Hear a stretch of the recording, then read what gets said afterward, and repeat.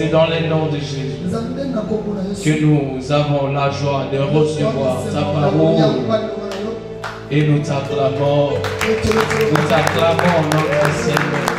Bien-aimé, est-ce que tu peux bien acclamer le Seigneur? Je ne suis pas convaincu. Il y a des gens qui acclament le Seigneur en étant assis. Ce n'est pas moi que tu acclames, mais tu acclames le Seigneur, le roi des rois, celui qui règne d'éternité en éternité, celui qui t'a donné le souffle de vie, celui qui mérite tout honneur, toute la gloire. Amen. Est-ce que tu peux saluer ton voisin de gauche, de droite, surtout avec sourire?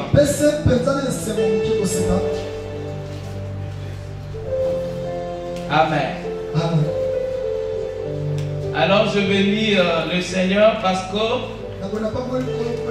ce matin c'est lui qui nous a sélectionnés, moi et le Saint-Esprit, afin de vous parler de sa part. Je reconnais l'amour de notre papa envers moi. Il nous accepte, il croit à notre grâce, il nous associe. Alors c'est un Père bien. Là où il est, que la grâce de Dieu soit avec lui. Pour ceux qui ne savent pas, il est en déplacement. Et déjà cette semaine, il sera avec nous. Lui d'habitude, quand il se déplace, il n'aime pas dire à l'église comme les autres. Alors il aime plus parler de Dieu que de lui-même. C'est sa particularité. Alléluia.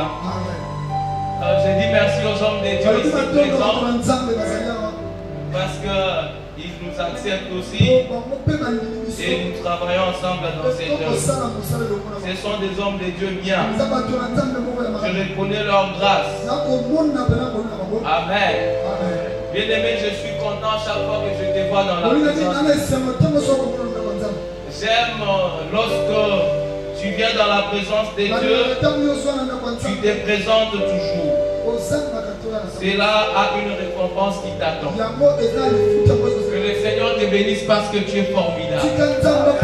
Maintenant, est-ce que tu vas acclamer pour toi-même? Seigneur, nous allons lire la parole de Dieu. Ce matin, je suis dans le livre de Jacques. Jacques chapitre 4, le verset 8e. C'est ici que nous allons tirer notre petit thème de ce matin. Jacques chapitre 4, le verset 8e. Je lis dans le nom de Jésus. Approchez-vous de Dieu et il s'approchera de vous. C'est ça notre thème de ce matin. Nettoyez vos mains, pécheurs. Purifiez vos cœurs, hommes irrésolus. Que le Seigneur ajoute la révélation à sa parole. Nous pouvons reprendre nos places. Je disais tantôt que notre sujet de ce matin s'intitule Approchez-vous de Dieu et lui s'approchera aussi de vous. Bien-aimé, s'approcher veut dire avoir libre accès auprès de quelqu'un. Avoir libre accès auprès de quelqu'un. En d'autres termes, ayez libre accès auprès de Dieu. Et Dieu à son tour aura aussi libre accès auprès de vous. Bien-aimé, je vais ajouter notre passage dans le livre des Psaumes, chapitre 73, du verset 10e au 26e verset. Qu'est-ce que David ajoute? Psaume 73, excusez-moi, c'est le psaume d'Asaph, du fils d'Asaph. Psaume 73, verset 28. La Bible dit, car voici ceux qui s'éloignent de toi périssent. Tu anéantis tous ceux qui te sont infidèles. Pour moi, m'approcher de c'est mon bien. Il déclare en disant que m'approcher de mon Dieu, cela est mon bien. Et de l'autre côté, l'apôtre Jacques dit, approchez-vous de Dieu et Dieu s'approchera de vous. Bien-aimé, ce matin, je vais parler du pourquoi s'approcher de Dieu et qui peut nous approcher de Dieu. Ensuite, je parlerai des critères pour s'approcher de Dieu. Parce que bien aimé, on ne peut pas s'approcher de Dieu n'importe comment. Il y a des éléments, il y a des choses qui nous permettent de nous approcher de Dieu afin d'obtenir les choses que Dieu nous réserve. Et en dernier lieu, je parlerai des avantages. Les avantages que nous avons auprès de Dieu lorsque nous nous approchons de lui. Bien aimé, pourquoi s'approcher de Dieu? Le passage de tout à l'heure nous donne la réponse. La Bible dit, m'approcher de l'Éternel, c'est mon bien. C'est-à-dire, nous devons nous approcher de Dieu parce que c'est là constitue notre bonheur. Alléluia. Nous devons nous approcher de Dieu parce que c'est pour notre bien. C'est pourquoi mon frère, ma soeur, on ne doit pas te supplier de venir à l'église. On ne doit pas seulement te faire le suivi pour que tu sois régulier à l'église. Mais de toi-même, tu dois savoir que t'approcher de Dieu, c'est ton bien. Alléluia. À chaque fois que tu entres dans la présence de Dieu, à chaque fois que tu cherches la face de Dieu, c'est pour ton bien. Alors sois content de t'approcher de Dieu. Sois content de t'approcher de Dieu. Il faut t'approcher de Dieu. Ce que j'aime, la Bible dit, lorsque nous faisons le premier pas, nous nous approchons de lui, lui aussi à son tour s'approche. Nous avons un Dieu de simplicité. Lorsqu'il voit déjà ton attitude de s'approcher de lui, lui à son tour il s'approche aussi. Bien aimé, alors profitons-en. Approchons-nous de Dieu. Approchons-nous de Dieu. Bien aimé, qui peut nous approcher de Dieu? Pour qui nous approche de Dieu? Je suis dans Éphésiens, chapitre 2, le verset 13 et le verset 18. Éphésiens 2, 13 et 18. Le verset 13. Mais maintenant en Jésus-Christ, vous qui étiez jadis éloignés, vous avez été rapprochés par le sang de Christ. Et le verset 20, la Bible dit, vous avez été édifiés. Pardon, le verset 18. Car par lui nous avons les uns et les autres accès auprès du Père dans ces mêmes esprits. Car par lui, c'est par Jésus, au moyen de son sang, bien aimé, que nous sommes maintenant rapprochés de Dieu. Et cela, bien aimé, nous ramène directement à l'œuvre de la croix. C'est-à-dire, ni c'était l'œuvre de la croix, nous ne pouvions pas nous approcher de Dieu. Pourquoi? Parce que l'homme dans le jardin d'Éden avait péché contre Dieu et cela l'avait éloigné de Dieu. Le péché avait éloigné l'homme de Dieu. Et dans le livre de Romains chapitre 5, la Bible dit, parce que par un seul homme, le péché est entré dans le monde. Donc tout ce péché s'est répandu sur toute l'humanité. C'est-à-dire, tout celui qui a le corps adamique, c'est une personne qui est dans les péchés. Et automatiquement, elle est éloignée de Dieu. Mais le Seigneur Jésus, dans sa grâce, il a accompli une œuvre sur la croix. Bien aimé, il a accepté de prendre notre place. Tout cela, tout simplement pour nous rapprocher près de Dieu. Nous étions éloignés. Bien aimé, aujourd'hui, pour que tu sois près de Dieu, il faut que tu reçoives le Seigneur Jésus dans ta vie. Si tu n'as jamais reçu le Seigneur Jésus, sache-le que tu es toujours éloigné de Dieu. Mais le Seigneur Jésus a déjà accompli ce travail. C'est lui au moyen de son sang qui nous rapproche de Dieu. Parce que dans le livre de Jérémie, chapitre 30, le verset 21, la Bible dit que de nous-mêmes, personne d'elle-même ne peut s'approcher de Dieu. C'est-à-dire qu'il faut qu'il y ait quelqu'un qui peut jouer ce rôle de nous approcher de Dieu. Parce qu'il y avait une inimitié entre l'homme et Dieu à cause du péché.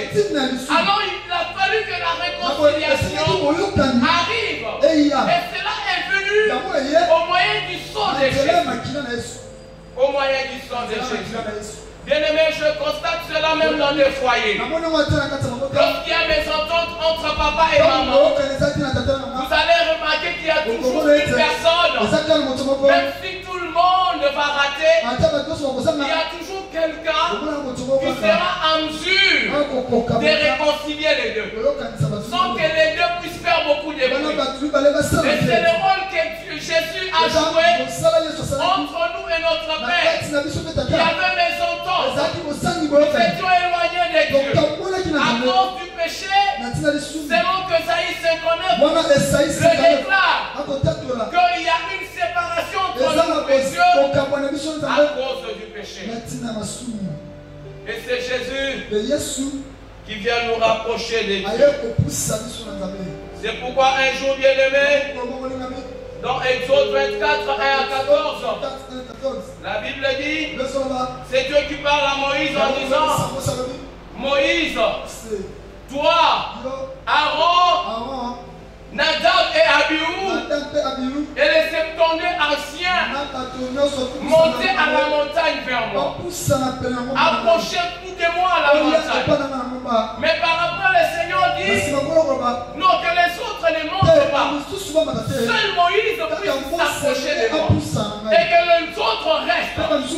Écoutez ce que Moïse va faire. Moïse a demandé aux jeunes gens d'aller offrir l'holocauste et les sacrifices d'action de grâce. Et après avoir offert cela, Dieu lui-même a donné l'ordre que les autres qui devaient rester puissent monter à la montagne. Mais c'est là après cette offrande qui a été donnée, l'holocauste. Bien aimé, l'holocauste c'est l'image de notre Seigneur Jésus. Parce que dans la loi, l'holocauste était donné. D'ailleurs, c'était une offrande qu'on donnait en entièreté. Et cette offrande était donnée afin d'obtenir la faveur de Dieu. Et c'est ce que le Seigneur Jésus a fait sur la croix. Il s'est donné lui-même. Il s'est donné en entièreté afin que nous puissions obtenir la faveur de Dieu. Et ce jour-là, il avait fallu qu'on puisse brûler l'holocauste. C'est-à-dire le sang devait couler. Lorsque Dieu a vu le sang, il a permis aux autres de s'approcher. Bien-aimé, ce sang qui symbolise l'inauguration de la nouvelle alliance. C'est-à-dire, la nouvelle alliance nous permet de nous approcher de Dieu. Alléluia. Bien-aimé, c'est pourquoi tu dois être quelqu'un de joie. Parce que tu as au moins cette opportunité, cette faveur de t'approcher de Dieu. Alléluia. Bien-aimé, il y a un jour même Moïse, si vous lisez dans Hébreu 12, 18 à 13, lorsque Dieu descendait, bien-aimé, sur la montagne de Sinaï, ce n'était pas facile à Moïse de monter. C'est-à-dire s'approcher de Dieu n'était pas quelque chose de facile. Dans la loi, s'approcher de Dieu, ce n'était pas facile. Rappelez-vous une fois, dans Exode chapitre 19, Dieu qui demande à Moïse d'apprêter les enfants d'Israël, de les sanctifier, afin qu'ils montent, qu'ils s'approchent de Dieu.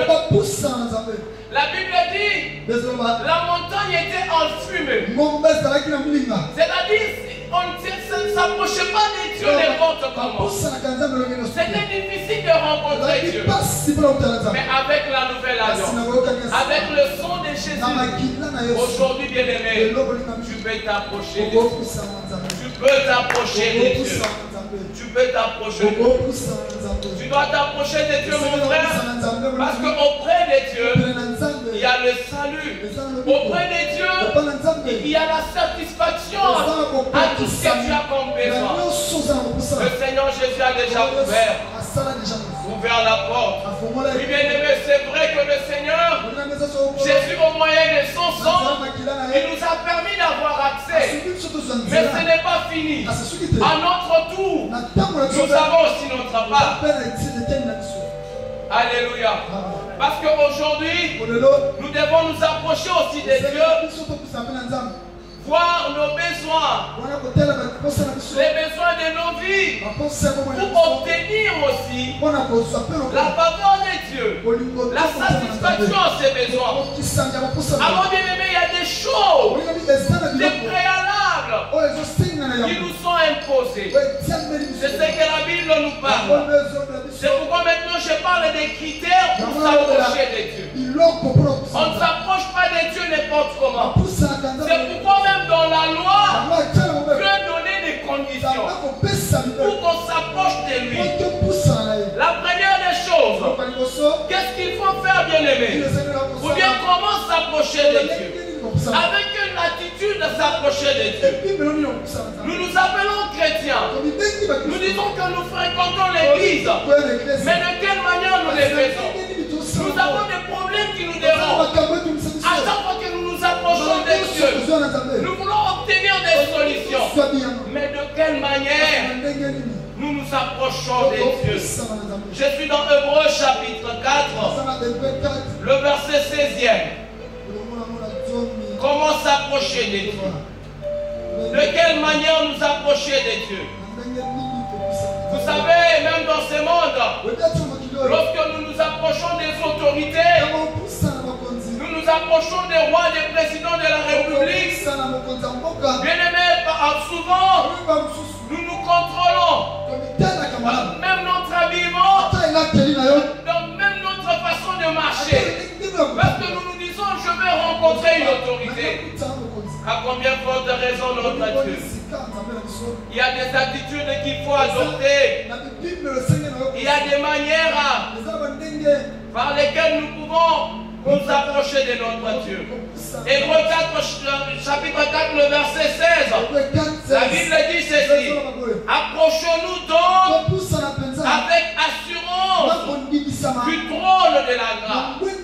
Bien aimé, la première chose, lorsque nous nous approchons de Dieu, nous devons avoir de l'assurance. Alléluia. L'assurance. C'est-à-dire être sûr. Être sûr. Avoir de l'assurance en soi. L'assurance. Et cette assurance, bien-aimée, ne doit pas venir de nos expériences. Cette assurance ne doit pas venir de ce que les hommes nous disent. Mais notre assurance doit venir de la parole de Dieu. En d'autres termes, notre véritable assurance, c'est la parole. Parce qu'au-dedans de la parole de Dieu, il y a ce que nous appelons les promesses de Dieu. Alléluia. C'est lui qui a de l'assurance. C'est lui qui croit aux promesses de Dieu. Bien aimé, il va être sûr des choses. L'assurance. Lorsque tu t'approches du trône de grâce, sans assurance, bien aimé, tu vas manquer. Tu ne vas pas bénéficier de bonnes choses que le Seigneur a préparées pour toi. Et il y a même des attitudes pour celui qui a de l'assurance. Et l'homme qui a de l'assurance, bien aimé, il n'a pas peur. Celui qui a de l'assurance, il sait que cette année, je vais réussir à l'université. Je vais passer à la première session. Celui qui a de l'assurance, il ne craint pas. quelles que soient les difficultés, quels que soient les problèmes qui peuvent arriver dans sa vie, parce qu'il a de l'assurance, il n'a pas peur. Ce matin, j'ai donné un exemple par rapport à ce que les Congolais de chez nous font souvent ailleurs en Europe. Donc on nous relate parce que moi je n'ai jamais été en Europe.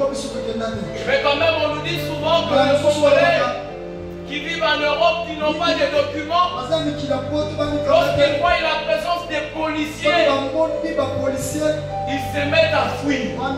Pourquoi? Parce qu'il n'a pas de l'assurance. Et ce qui fait qu'il n'ait pas de l'assurance, c'est le manque de documents. Et il a peur. S'ils vont m'arrêter, qu'est-ce que je deviendrai? Je vais retourner en RDC. On va se moquer de moi. Alléluia. Je les vois même ici avec des roulages. Lorsque un chauffeur est en train de rouler sans document, sans permis de conduire, dès qu'il voit un roulage, il peut même connaître un accident. Parce qu'il doit fuir le roulage. Mais celui qui a les documents n'a pas peur. Il est sûr de lui, il est sûr de son Dieu. Notre véritable document, c'est la parole de Dieu. Ce sont les promesses de Dieu. Bien-aimé, étant donné que la parole de Dieu subsiste, tu n'as pas à craindre.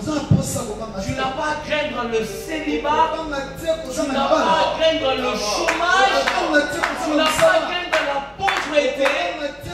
Tu n'as pas à craindre toutes ces choses. Je disais le matin que la semaine, j'étais en train de préparer un message sur notre thème de ces 14 jours. Quiconque invoquera le nom du Seigneur sera sauvé. Mais c'était la nuit que le message a changé. Parce que l'Esprit de Dieu est en train de me convaincre que nous pouvons bien prier, nous pouvons invoquer le Seigneur. Mais si nous ne savons pas comment nous approcher de ces dieux-là, nous pouvons l'invoquer pendant 1000 ans. Nous n'obtiendrons rien. Il faut d'abord savoir comment t'approcher de Dieu. Bien-aimé, il faut avoir de l'assurance. C'est très important. Celui qui a de l'assurance, il développe en lui le sentiment de l'attachement. Il s'attache à Dieu. Rappelez-vous de Ruth. Cette femme dont le mari était déjà mort. Mais parce qu'elle avait de l'assurance qu'un jour, elle peut avoir un autre mari. Tout ce que sa belle-mère pouvait dire ne l'intéressait pas. Parce qu'elle était rassurée. Et j'aurai un autre mari. Mais Orpa, c'est la race de gens qui n'ont pas de l'assurance. Elle se détache facilement. Alléluia. Et c'est ce genre de gens qui peuvent facilement quitter l'église. Ah, dans cette église, je n'ai pas vu la main de Dieu. C'est-à-dire, tu venais à l'église, mais tu n'étais pas encore sûr. Peut-être que Dieu est en train de te faire passer un peu dans ces temps-là pour te forger, pour aussi te mettre à l'épreuve. Mais parce qu'en toi, tu n'étais pas sûr de ce que tu faisais. Tu n'avais pas de l'assurance. Et tu abandonnes le Seigneur. Tu n'as pas de l'attachement. Tu n'as pas de l'attachement. Une autre chose, bien-aimé, lorsque nous nous approchons de Dieu, Hébreux chapitre 11, le verset 6, nous devons avoir la foi. Hébreux 11, le verset 6. La Bible dit, or sans la foi, il est impossible de lui être agréé. Car il faut que celui qui s'approche de Dieu croit que Dieu existe et qu'il est le rémunérateur de ceux qui le cherchent. Bien-aimé, quand tu t'approches de Dieu, il faut que tu crois. C'est-à-dire que tu aies la foi en toi. Pendant cette semaine, Presque tous les hommes de Dieu qui sont passés du haut de cette chair, en parlant de la prière, ils ont évoqué aussi la notion de la foi. C'est-à-dire la foi est très capitale dans la vie d'un enfant de Dieu. Lorsque tu viens dans la présence de Dieu, il faut que tu aies la foi. Parce que quand tu n'as pas la foi, tu ne seras pas agréable à Dieu. Et même tes prières non plus. Parce qu'il faut qu'en premier lieu, Dieu puisse agréer d'abord le sacrificateur et puis son offrande. Alléluia. La foi. Et la Bible nous donne deux éléments en disant il faut que celui qui s'approche croit que Dieu existe et qu'il est le remunérateur. Donc d'abord croire à l'existence de Dieu.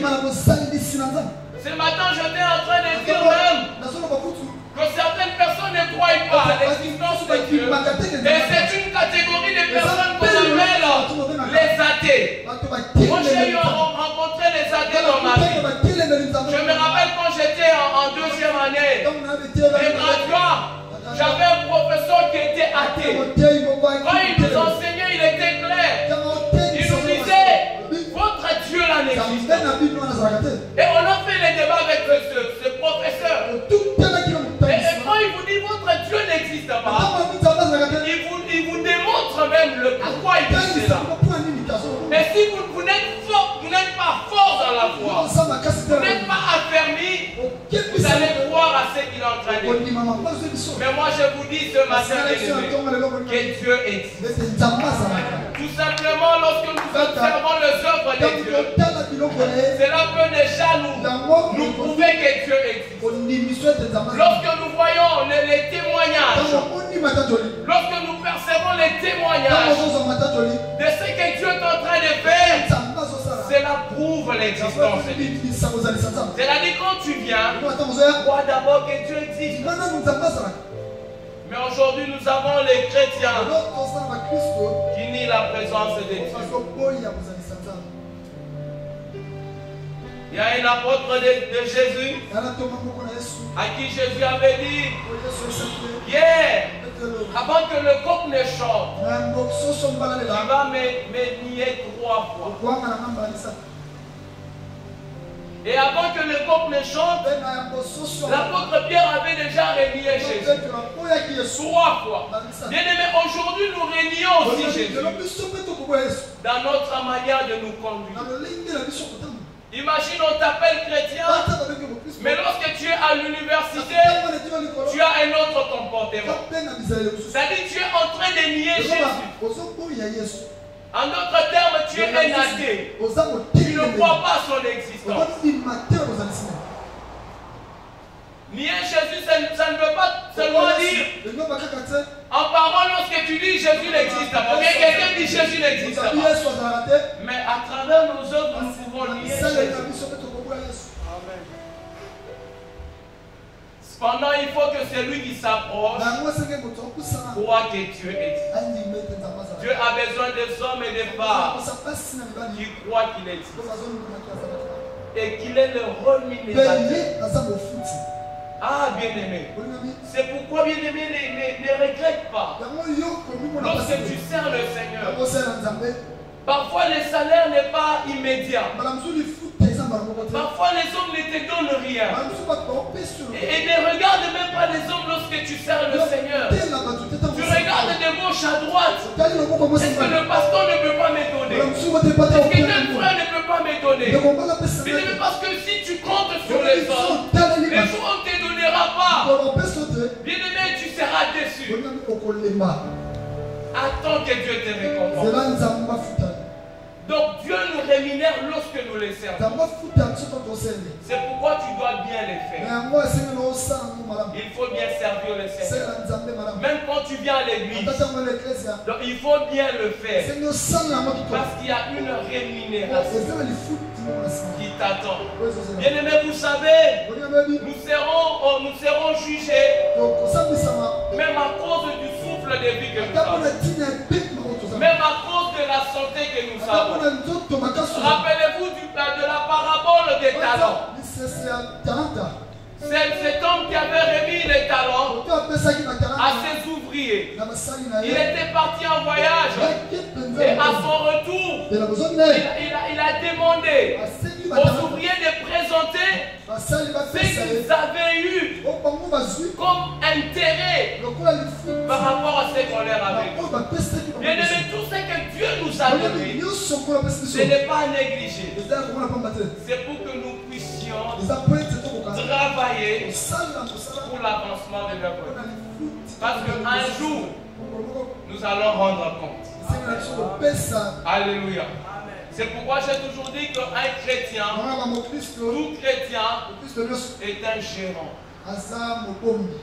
Tel que tu es là, tu es un gérant. Alléluia. Il y a des choses que tu es en train de gérer.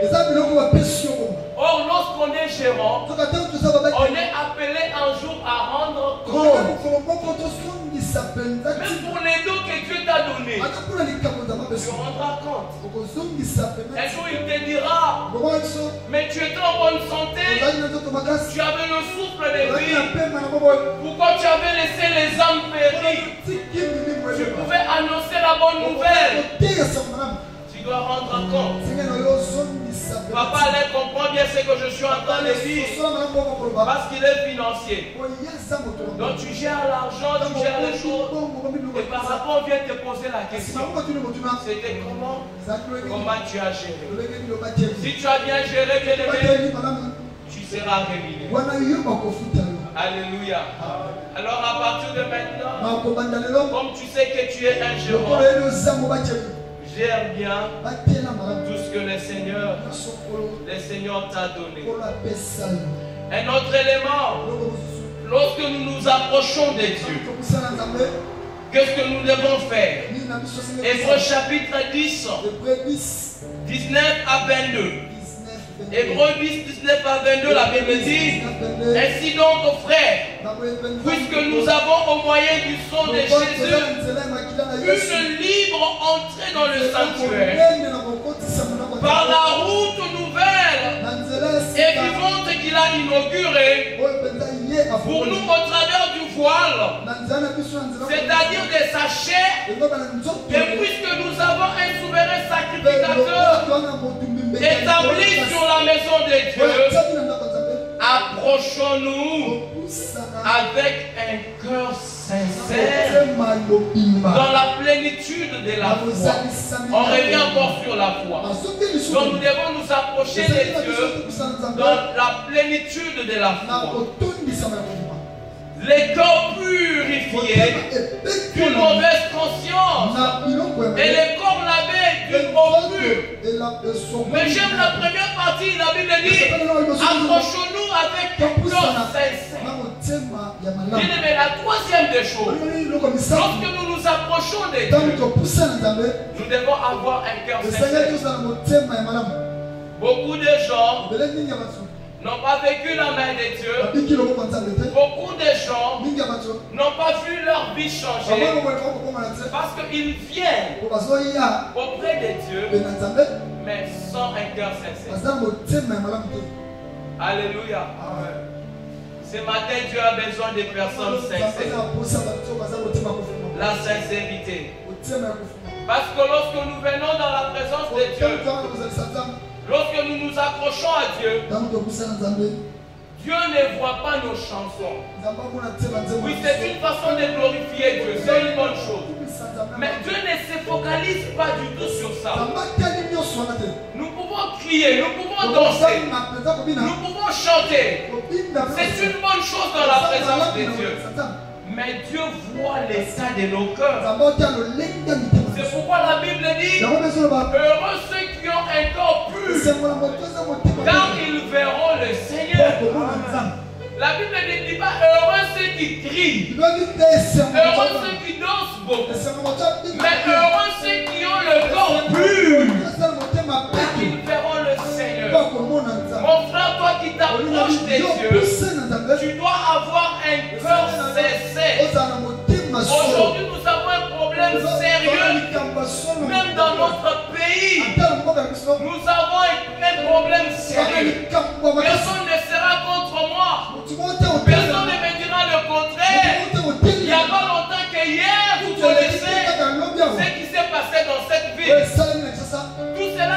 le résultat des gens qui n'ont pas de cœur sincère. Alléluia.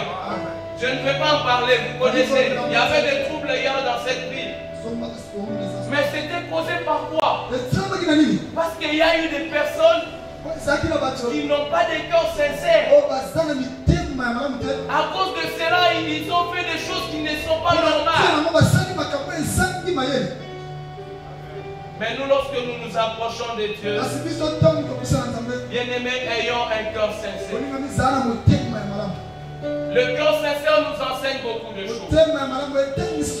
La première des choses, le cœur sincère nous apprend à reconnaître nos erreurs. Le cœur sincère nous apprend à reconnaître nos péchés. C'est pourquoi, bien-aimés, lorsque vous lisez l'histoire du fils prodigue, ce fils qui s'était éloigné de son père, mais les jours qu'il s'est décidé de retourner, c'est-à-dire de s'approcher de son père, en face de son père, ce fils ne s'est pas mis à se justifier. Mais plutôt il a dit à son père, Père, je sais que j'ai péché contre le ciel et contre toi. En d'autres termes, il a reconnu ses erreurs. Bien-aimé, quand tu t'approches de Dieu, reconnais d'abord tes erreurs. Reconnais d'abord ton péché. Il y a un péché que tu n'as jamais confessé. Mais tu t'approches toujours de Dieu. Tu veux que Dieu puisse toujours agir dans ta vie. Au contraire, tu es en train de te bloquer. Nous sommes dans les 14 jours de prière. Prions, c'est bien. Mais est-ce que quelque part, nos prières ne peuvent-elles pas être bloquées à cause du manque d'un cœur sincère? Nous devons être sincères, reconnaître. Le fils s'est approché, mais tout en reconnaissant. Et vous connaissez la suite. Je vais en parler tout à l'heure. Bien-aimés, le cœur sincère nous apprend l'humilité. Celui qui a un cœur sincère est un homme humble. C'est pourquoi la Bible dit, humiliez-vous sous la main puissante de Dieu.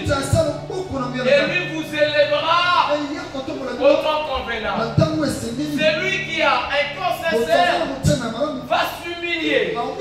Lorsqu'il est dans le mal, lorsqu'on le reproche, il va afficher l'attitude d'humilité. Autre chose, bien-aimé, celui qui a un cœur sincère reconnaît ses limites. Aujourd'hui, nous sommes butés à un problème du combat des générations. Tout simplement parce que certaines personnes ne reconnaissent pas leurs limites. Ils pensent être au-dessus de tout le monde. Ils pensent que quand il est prédicateur, donc lui dépasse tout le monde. Ils pensent que quand il a la renommée, donc il a le monopole de l'évangile. Mais un jour, le roi Saül était malade. Il a appelé ses serviteurs pour que ses serviteurs fassent quelque chose. En fait, Dieu avait envoyé un esprit mauvais au roi Saül. Cet esprit l'a agité. Il avait fallu que ce problème soit résolu. Mais quand il a appelé ses serviteurs, les serviteurs du roi se sont sentis limités de guérir leur Seigneur, d'écouter la proposition qu'ils vont faire à Saül. Ils vont lui dire, non roi, il y a quelqu'un, le fils d'Isaïe, s'il vient, lorsqu'il va commencer à jouer seulement sa harpe, les esprits mauvais vont t'écouter. C'est-à-dire qu'ils ont reconnu leurs limites et ils ont accepté la grâce de Dieu. Aujourd'hui, à cause du manque de la sincérité, nous ne reconnaissons pas nos limites. Et cela nous amène au mal. Cela nous amène dans beaucoup d'erreurs. Alléluia. Amen. Nous devons reconnaître la grâce de Dieu. Et c'est là dans tous les domaines. Même dans le domaine professionnel. Tu sens que tu es limité. Et il y a un collègue qui peut t'aider. Considère-le.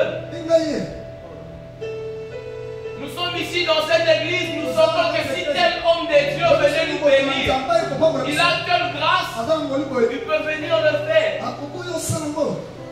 Je sens que l'ancien José peut faire ses services.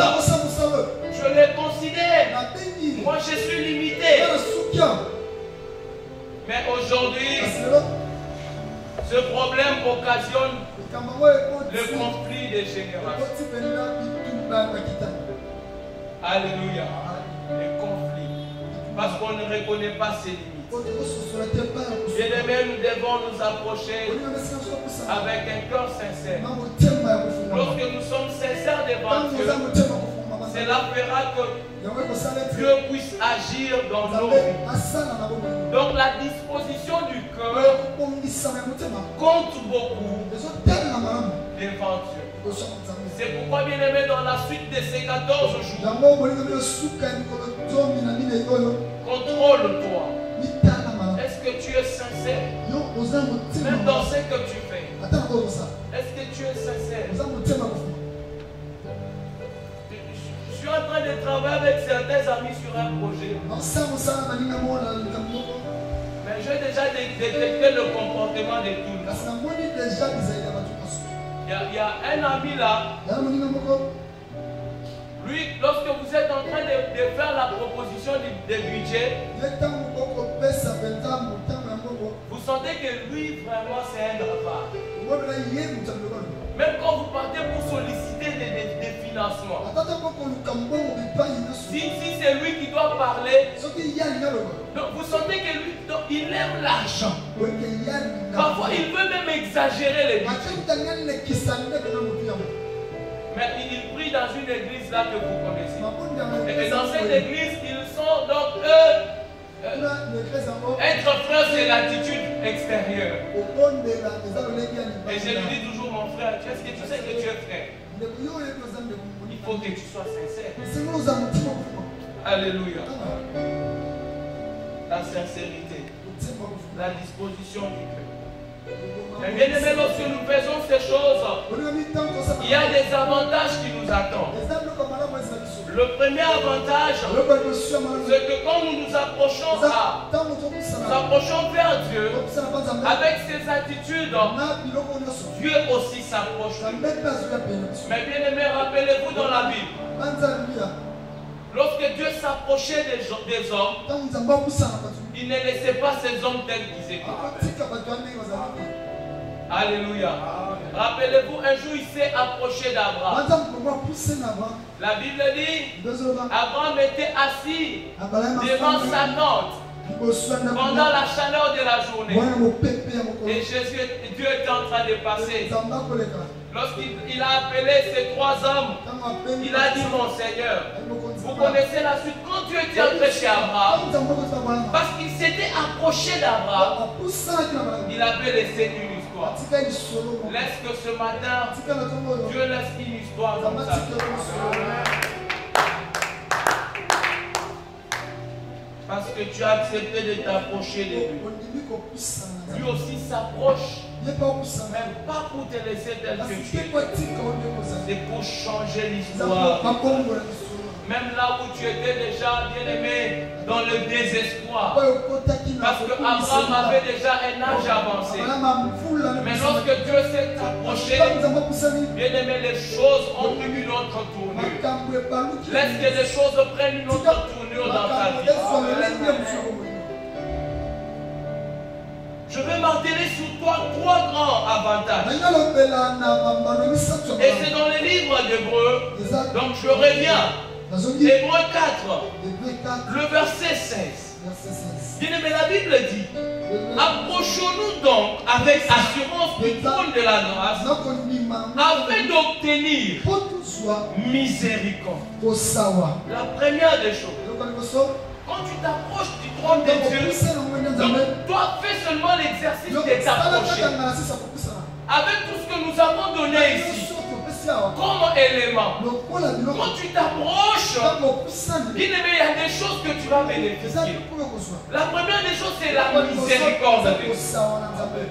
Et vous allez remarquer cela dans l'histoire du fils prodigue. Lorsqu'il s'est approché de son père, là où son père devait le rejeter, parce que le fils avait commis un crime parfois insupportable. Le père pouvait dire non, toi tu n'es plus mon fils. Mais bien aimé, lorsque ce fils s'est approché et que son père a appris qu'il venait, la Bible dit que son père s'est levé, il s'est accouru et il a embrassé son fils. Bien aimé, quelle miséricorde! Il a oublié ce que son fils avait fait. Lorsque tu t'approches des dieux, bien aimé, avec une bonne attitude, dans la sincérité des cœurs, bien aimé, Dieu va effacer tout ce que tu avais commis comme péché. C'est pourquoi ce matin, bien-aimé, je suis venu te parler pour ôter ta culpabilité. Parce que ce message est venu pour toi. Comme tu t'es approché de Dieu, quel que soit le péché que tu avais commis, ce matin, bien-aimé, il t'a pardonné. À cause de sa miséricorde. La Bible dit qu'il est un Dieu miséricordieux. Et sa miséricorde dure à toujours. Sa miséricorde dure à toujours. Approchons-nous afin d'obtenir miséricorde. Le fils prodigue a obtenu la miséricorde de son père. Ce père est l'image de notre Dieu. Et ce fils prodigue, c'est l'image des enfants de Dieu. Bien-aimé, si tu es sincère de cœur, regarde un peu là où tu étais. Regarde un peu un péché qui te culpabilise jusqu'alors. Et approche-toi seulement dans la sincérité. Et le Père ne va pas te rejeter. La miséricorde. La deuxième des choses, la Bible dit de trouver grâce. La grâce. Et si vous remarquez, ce fils prodigue avait trouvé grâce auprès de son père. Pourquoi je dis qu'il avait trouvé grâce? Parce que lorsqu'il s'est approché de son père, écoutez ce qu'il déclare. Il dit à son père, Père, ne me traite plus comme ton fils. Tu peux me traiter comme le mercenaire. Mais son père dit, non, je ne peux pas te traiter comme le mercenaire. C'est-à-dire, son père a renouvelé son amour envers son fils. Ça, ce n'est que la grâce de Dieu qui peut faire ce genre de choses. Laisse qu'à cause de sa grâce, que Dieu puisse renouveler encore ses promesses envers toi. Bien-aimé, tout ce que tu avais perdu, parce que ce fils avait déjà perdu son identité. Mais la grâce du Père a renouvelé l'identité du fils. Bien-aimé, même avec l'étoile qui conduisait les mages, lorsque les mages étaient entrés dans la maison de Rhodes, l'étoile avait disparu. Mais lorsqu'ils étaient ressortis de cette maison, l'étoile avait réapparu. C'est pourquoi je dis à quelqu'un ce matin, même si la grâce de Dieu t'avait quitté, il y a une possibilité que cette grâce revienne. Que personne ne te trompe, que personne ne te fasse de la peine. Il est seulement question que tu t'approches de Dieu. Et il peut renouveler sa grâce. Il peut renouveler sa grâce envers toi. Il peut renouveler encore sa grâce. Ce fils a bénéficié de la grâce. Il a bénéficié. Le Père l'a traité comme avant. Il a traité comme avant. Donc reste toujours mon fils.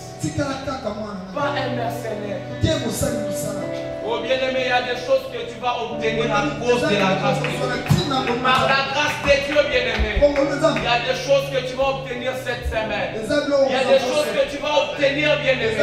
Même le travail que tu es en train de rechercher là. Je ne sais pas pourquoi tu t'inquiètes. Ce sont des petites choses. Toi, approche-toi seulement. Que Dieu va exercer sa grâce.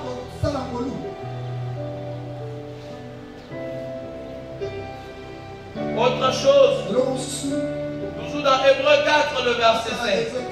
La dernière partie, la Bible dit, pour être secouru dans nos besoins. Les secours dans nos besoins. Bien, mais même lorsque nous prions, nous disons que nous avons 14 jours de prière. Nous faisons des prières d'intercession. Nous demandons des choses à Dieu. Parce que nous avons des besoins. Ici, entre nous, personne ne peut dire qu'il manque des besoins. Tout le monde a des besoins. Mais la Bible dit que lorsque nous nous approchons du trône de Dieu, bien aimé, nous avons les secours à nos besoins. Et cela est vrai. Parce que la Bible dit qu'il est le secours qui ne manque jamais au temps de la détresse. Donc toi, approche-toi seulement du Dieu. Et tu auras les secours. Oh bien-aimé, dans mon parcours, j'ai vu plusieurs fois.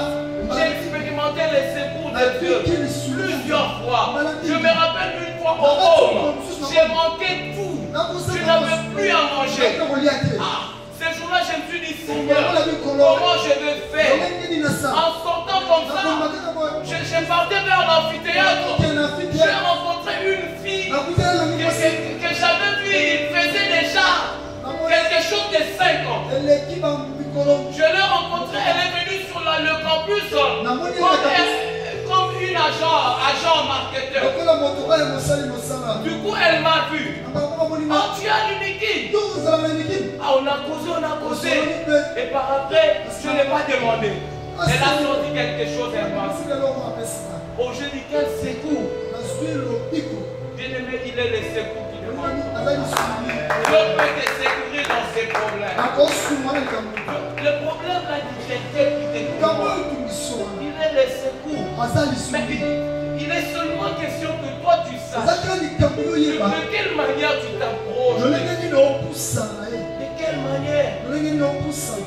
C'est parfois notre façon de nous approcher qui nous empêche d'expérimenter la main de Dieu. Et dans l'histoire du fils prodigue, vous allez voir que ses fils avaient obtenu les secours à son besoin. Pourquoi, bien-aimé? Parce que lorsque le fils était loin de la maison du père, la Bible dit il était même prêt à manger les aliments des pourceaux. Parce que la Bible n'a pas dit qu'il a mangé. Il était prêt à manger ça. C'est-à-dire, il manquait le pain. Il manquait à manger. Parce qu'il avait tout dépensé. Mais la Bible dit quand il est revenu en lui-même, il dit, je suis en train de souffrir. Mais dans la maison de mon père, il y a du pain en abondance. C'est-à-dire qu'il manquait du pain. Mais ce jour-là, quand il est retourné dans la maison et que son identité était relevée, il a eu le secours au besoin. Son besoin, c'était le pain. Donc, dans la maison de son père, il pouvait manger comme il voulait. Bien-aimé, je ne connais pas ton problème. Mais je sais tout simplement que quand tu t'approches de Dieu, Dieu aussi s'approche. Et en s'approchant, bien-aimé, il va te sécuriser dans ce que tu as. Rappelez-vous de Pierre. Un jour, Pierre a péché pendant toute la nuit sans rien trouver. Mais le matin, un homme s'est approché de lui. Il s'agit de notre Seigneur Jésus. Bien aimé, parce que Jésus s'était approché jusqu'à entrer même dans sa barque. C'est que Pierre avait comme besoin toute la nuit sans la voir. Mais parce que Jésus s'était approché, il a trouvé ça au-delà même de ce qu'il cherchait. Je dis à quelqu'un ce matin que tu vas te fatiguer de la bénédiction de Dieu. Parce que Pierre lui-même s'était fatigué. Il avait même appel aux autres. Je te dis que toi aussi tu vas te fatiguer de la bénédiction de Dieu. Aujourd'hui tu ne te considères même pas toi-même. Chose grave, il y a certaines personnes, parce qu'il n'a pas de moyens, lui-même commence à se sous-estimer. Non, bien-aimé, ne te sous-estime pas. Tu es un grand homme. Tu es une grande femme. Tu feras de grandes choses. Il suffit seulement que Dieu t'accorde son secours et il y aura un déclenchement dans ta vie qui fera que tu puisses obtenir au-delà même de ce que tu cherches. Une fois, j'avais même parlé des disciples de Maïs. Des gens qui marchaient, qui partaient dans un village qu'on appelait Emmaüs. Ils quittaient Jérusalem, donc la montagne, la ville, le bonheur, pour aller habiter un village. Oh, heureusement pour eux, la Bible dit, pendant qu'ils étaient au chemin, Jésus s'approcha d'eux. Et quand Jésus s'est approché d'eux, il leur a changé de direction. Là où ils devaient descendre dans un milieu reculé, la direction a été changée. Ils sont retournés à Jérusalem. Je dis à quelqu'un ce matin que même si tu sentais que tu étais dans la descente, il n'y a plus d'espoir. Tu sais que tu es en train de finir. Mais parce que Jésus s'approche de toi, tu vas changer les directions. Et tu vas monter. Tu iras plus loin. Tu iras plus loin. Est-ce que tu peux t'élever là-haut?